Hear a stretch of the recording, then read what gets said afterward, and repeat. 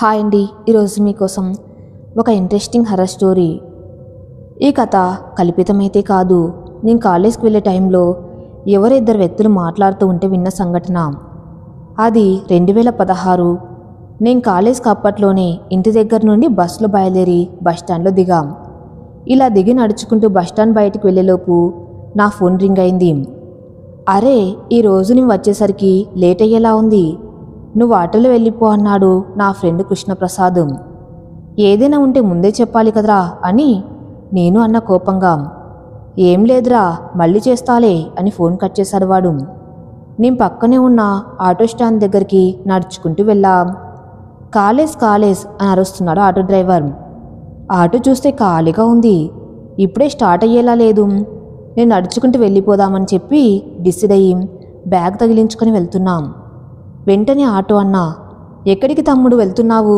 కూర్చో, పర్లేదు, 10 మంది వచ్చే వరకు నేనేం వెయిట్ చేయించనులే, 4 వస్తే చాలు వెళ్ళిపోదామన్నాడు. లేదన్నా, ఈరోజు నాకు ల్యాబ్ ఉంది, నేను ఖచ్చితంగా తొందరగా వెళ్ళిపోవాలి అని అన్నాను. ఎంతసేపు తమ్ముడు, వెళ్ళిపోదామాగు అని చెప్పి ఆటో డ్రైవర్ మొహమాట పెట్టేసరికి నేను అక్కడే ఆగిపోయా. ఆటోలో కూర్చుని చూస్తూ ఉన్నాం. ఇంతలో నేను ఎక్కిన ఆటో డ్రైవర్ సమాధానమిస్తూ, అది ఎందుకు అడుగుతావులే, నిన్న రాత్రి బేరం తగిలింది, లాక్కోలేక పీక్కోలేక చచ్చాను అన్నాడు. ఏమైందిరా అని అడిగాడు అవతల వ్యక్తి. ఈ సంభాషణ అంతా ఆటోలో కూర్చొని నేను వింటూ ఉన్నాం. నిన్న రాత్రి స్టేషన్కి ఒక బేరం తగిలితే వాళ్ళని రైల్వే స్టేషన్ దగ్గర దింపేసి నేను వచ్చేద్దామనుకున్నాను. ఈలోపు ఎవరో పెద్ద మనిషి వచ్చి, ఇదిగో బాబు, ఈ పార్సలు నేను చెప్పిన చోట ఇవ్వవా అని చెప్పి లగేజ్ చూపించాడు.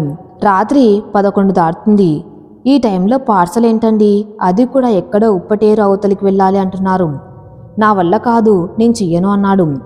వెంటనే, బాబు నువ్వెంత అంటే అంత ఇస్తా, ప్లాట్ఫామ్ మీద ఇంకొక 5 నిమిషాల్లో ట్రైన్ వస్తుంది, ట్రైన్ ఎలాగైనా ఎక్కి వెళ్ళిపోవాలి, దయచేసి కాదనకు, ఈ పార్సల్ ఎలా అయినా వాళ్ళకి ఇచ్చేయాలి, నాకు వీలుంటే నేను కూడా వచ్చేవాణ్ణి, కానీ ట్రైన్ వచ్చే సమయం అయిపోతుంది, నువ్వు అడిగినంత ఇస్తా అని చెప్పి బతిమలాడాడు.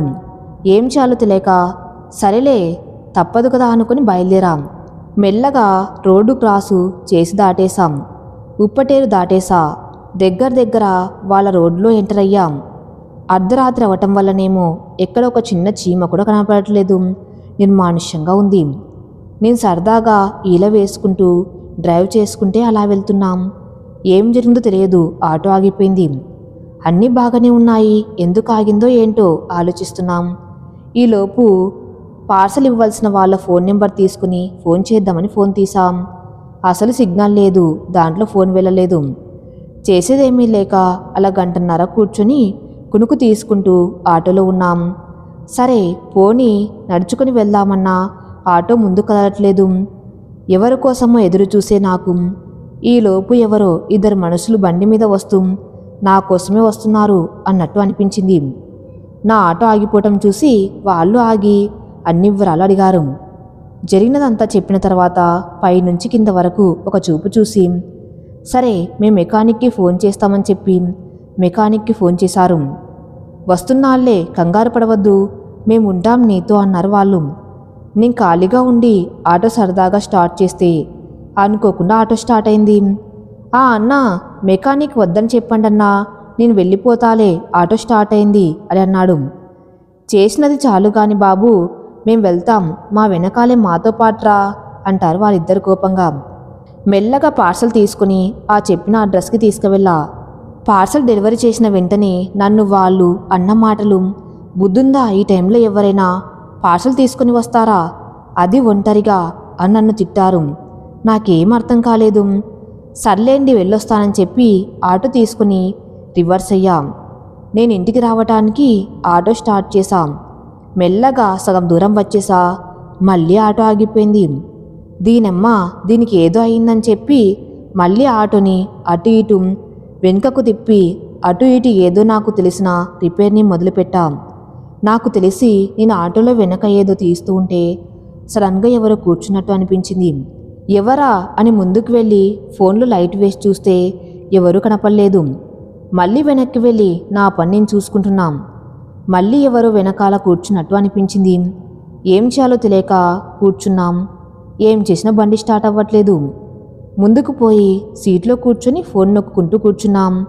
వెంటనే ఎవరో నా వెనక నుంచి భుజం మీద చెయ్యి వేసినట్లుగా అనిపించింది. ఇక చూడు, నా గుండెకాయ జారిపోయింది. వాళ్ళేమన్నారో అవన్నీ మాటలు గుర్తు తెచ్చుకోవటం మొదలు పెడితే నాకు ఒకటి అర్థమైంది. సంథింగ్ ఇక్కడ ఏదో ఉందని. లైట్గా చూస్తే నేను వెళ్ళేటప్పుడు ఆగిన ప్లేసు ఈ ప్లేసు రెండు ఒకటే. ఏం చేయాలో తెలియక అలా బెదురుగా కూర్చున్నాం. ఈలోపు వాళ్ళకి ఏమనుమానం వచ్చిందో తెలియదు కానీ వాళ్ళిద్దరూ మళ్ళీ బయలుదేరి నేను వెళ్ళానా లేదా అని చూడ్డం కోసం వెతుకుతూ నా దగ్గరికి వచ్చారు. మాకు ముందే అనుమానం నువ్వు ఇక్కడి నుంచి వెళ్తావో లేదో అని. అందుకే డౌట్ వచ్చామని చెప్పి వాళ్ళు నన్ను ఉప్పెటేరు దాటించారు. ఏంటండి ఇదంతా అని అడిగితే ఇక్కడ ఒక విషయం ముందులే, ఇంకెప్పుడు ఇటువైపు అర్ధరాత్రి ఒక్కడివే రాకు, ఎప్పుడు వచ్చినా తోడు పెట్టుకునిరా అని నన్ను దాటించి వెళ్ళిపోయారు వాళ్ళు. అంతా చూసుకొని ఇంటికి వచ్చేసరికి తెల్లవారుజామున 3 అయిందిరా. అక్కడ ఏముందో ఏం జరుగుతుందో తెలియదు కానీ ఆ రోజు రాత్రి జరిగిన దానికి నాకు మైండ్లో తిరుగుతూనే ఉంది. నిద్ర పట్టక లేటుగా లేచా. అందుకే స్టాండ్లో బడ్డీ లేటుగా పెట్టానని చెప్పి స్నేహితుడికి చెప్పుకున్నాడు తన బాధంతా. ఇవన్నీ నేను ఆటోలో కూర్చొని వింటున్నా. ఈలోపు రానే వచ్చారు ఇంకో 4. మెల్లగా ఆటో స్టార్ట్ చేసి మమ్మల్ని కాలేజ్ దగ్గర దింపేశాడు ఆటో డ్రైవర్. ఈ కథ ఇంతటితో సమాప్తం. మరిన్ని మంచి స్టోరీస్ కోసం నా ఛానల్ని సబ్స్క్రైబ్ చేసుకోండి. Thank you for listening.